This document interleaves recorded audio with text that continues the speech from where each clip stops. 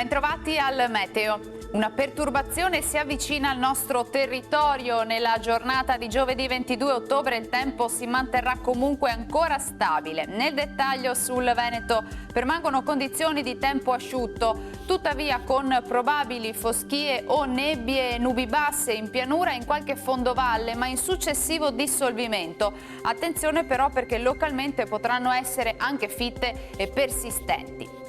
Temperature sostanzialmente stazionarie, minime fino a 10 gradi, valori massimi compresi invece tra i 15 e i 18 gradi all'incirca. Ci spostiamo ora sul Friuli Venezia Giulia, cielo localmente nuvoloso, anche coperto e con qualche riduzione, come vediamo, della visibilità.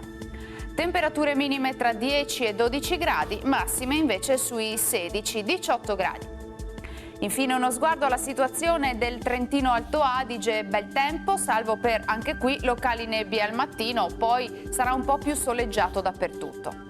Temperature minime sugli 8-9 gradi, massime sui 19 all'incirca. Dal meteo di Antenna 3 per ora è tutto, grazie per l'attenzione e arrivederci al prossimo aggiornamento.